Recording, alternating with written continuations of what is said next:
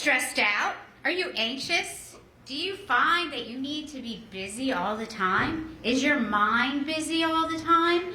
Do you go to bed thinking about the 10 or 15 things you need to do today, tomorrow, and the next day? Do you have the need potentially to control everything around you? And do you have a list of all the things you need to do for today, tomorrow, and the next day? Well, that was me times 10.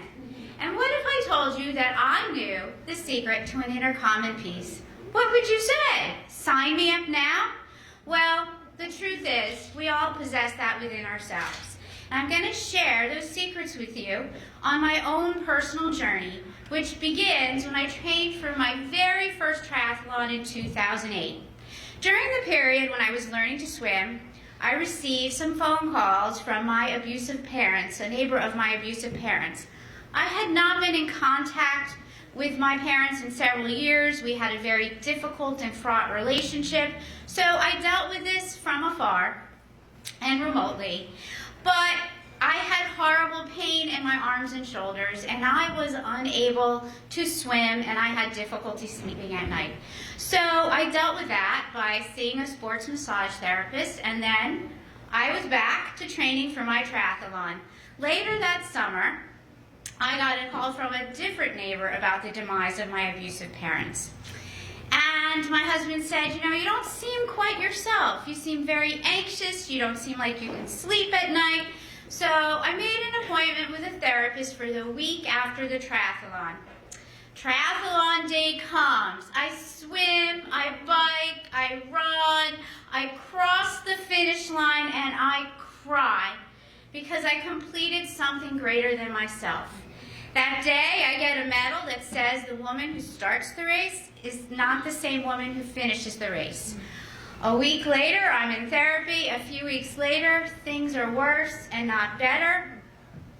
I ask the therapist pleadingly what I have. She says I have general anxiety disorder, depression, and post-traumatic stress disorder. I'm thinking post-traumatic stress disorder from what? From what trauma? I go home, I Google that night, and I have almost every symptom. I ask her what it's going to be like to heal from this PTSD thing. She says it's going to get worse before it gets better. There are no words to describe the process. And in therapy, she will often say, Amy, ground, Amy, breathe, and I cannot. My life falls apart spectacularly. I'm hot. I'm cold, I feel like I'm gonna throw up, I'm hyperventilate, I have pains in my body, and I have night terrors. One significant night terror is I have this horrible pelvic pain. Another significant night terror is with my dad. And I think she's gonna ask me that question again, were you sexually abused? And I say, absolutely not. A few more months pass, things continue to deteriorate for me. And one day in therapy, she asked me how I feel about sex. And I replied that I find it repulsive and disgusting. And I go home and I think about that, and I think about some other things we talked about in therapy. And I end up driving to an empty parking lot that night and screaming at her that this means my father sexually abused me. Now, I don't remember this happening to me, and it is not uncommon for incest survivors to not remember large parts of their childhood. At this moment in my life, I feel utterly shattered, devastated, and broken. And it is going to take me several years to reconcile that this actually happened to me. It's going to take me many years to heal from that trauma, as well as the trauma of being emotionally and physically abused by both my parents and a mother who's an agoraphobic, a schizophrenic, and a drug addict. Yet, I continue to train and do my triathlons. And often, when I go on the bike up the hill, I have this pelvic pain. And sometimes when I go on the run at the same place at the same time, I have this pelvic pain. This goes on for a few years that I train for these triathlons, and one summer I sprained my ankle and I can't do the triathlon. So I had always wanted to do a half marathon. It had been on my bucket list. So I signed up to do this half marathon, and while I'm training, the pelvic pain becomes so debilitating that I can't do it. So I've always exercised my entire adult life, so I started to take exercise classes at the gym, and I would often find myself in the bathroom in tears and pain because of this pelvic pain. Around that time, I find this book called The Body Remembers, and in that book, it talks about how trauma is everywhere in the body, and those pains are my actual memories. It also talks about a unique and not common scenario where exercise is a trigger for PTSD. When you exercise, you have a higher heart rate, a higher respiratory rate, and a release of hormones. When you have a PTSD attack, you have a higher heart rate, a higher respiratory rate, and a release of hormones. So exercise was a trigger for me. I had an answer, but not a solution. So out of desperation, I tried different things, and I find yoga, and yoga seems to be okay. And at my yoga studio, they have a 20 yoga classes and 30 days challenge, and as you know by now, I like a challenge.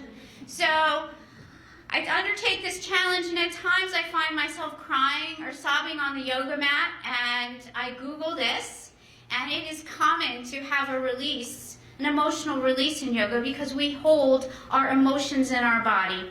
So around this time, I read a book called Overcoming Trauma Through Yoga, and it talks about how the mind, the body, and the breath are fractured during trauma, and yoga actually helps bring that together. So we're unable in therapy, we make progress in therapy, but we're unable to get past these body pains. So I end up seeing another therapist who specializes in bringing together all the fractured trauma pieces and processing them through. She will also say, Amy, ground, Amy, breathe, and I cannot. So we make progress, but still can't get past these body memories. So she recommends that I use a breathing app and work on my breathing every day. So I decide that I'm going to commit to 3 minutes a day, daily practice for 3 weeks, because 3 weeks builds a habit, and I'm going to follow the audio and visual cues for inhalation, retention, and exhalation. So I do that, and I start to feel a little bit better. But we are still unable to get past these body pains. So the therapist recommends I see a Reiki practitioner. And in Reiki, they work on the energy flow in your body and the blockages. And I had a lot of blockages. I had a lot of negative energy. And the first couple times I see the Reiki practitioner, I sob and sob on her table. But one day I leave her office, and for the first time ever in my life, I feel my feet on the ground fully. I feel the wood grain in the floor and the fibers in the carpet. So the Reiki practitioner says, I think you need to do guided meditation every day. And I'm feeling better, so I can't really say no to that. So I commit to the same daily practice for 3 weeks, because 3 weeks builds a habit. And some time passes, and I feel a little less anxious. Around this time, I decide that I'm going to sign up for a triathlon again, because the first triathlon was the gateway to the worst thing that ever happened to me, because I don't remember the first time. Training for the second one was harder than any of the others, because I had to work through these body memories. And the days that I would do the bike and run, which are very long, I would end up very, very anxious. So the Reiki practitioner recommended that I use a yoga pose when I completed that, called legs up a wall, that would calm my nervous system. So I happily crossed the finish line again, and the Reiki practitioner says to me that fall, I think you should do 10 to 15 minutes of yoga every day. And I think, wow, that seems like a lot, and how am I going to do that? Well, as you know, I go home and I Google that. And I find on YouTube, Yoga with Adrienne. This woman in Texas, Adrienne Mishler, is on a mission to bring yoga to everybody in the world. She has 4.5 million subscribers, over 400 videos. She puts out a new video every week. She has yoga for PTSD, yoga for anxiety, yoga for depression, gardening yoga, birthday yoga, you name it, she's got it. I'm in, and it is the happiest, on the internet. So some more time passes, and I discover that I possess an inner common peace that I have never had before. So that winter, I'm training for my next triathlon, and I'm on the treadmill. And when I'm done, I want to see if I breathe deep enough, if I can bring my heart rate down. And I do this a few times, and I see that I can. So I Google this, and I find the book, The Body Keeps Score, by the world-renowned trauma expert, Dr. Bessel van der Kolk. And in that book, I read that people who are traumatized breathe very shallow. In that book, I read people who are traumatized live in their sympathetic nervous system, the fight or flight, and have a very difficult time bringing on their parasympathetic nervous system. But there's one magical thing that can do that, and that is the breath. And the book reaffirms and reiterates that yoga is very healing to people who are traumatized because it brings the mind, the body, and the breath together. So I reflect upon what I did. I learned to breathe properly. I learned to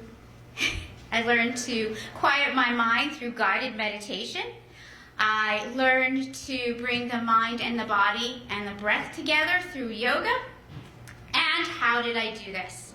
I did this by committing to each one at a time for a daily practice for 3 weeks that creates a habit. And each small change made a big change in my life. So maybe there's a small change that you might want to make that might make a big change in your life. Thank you.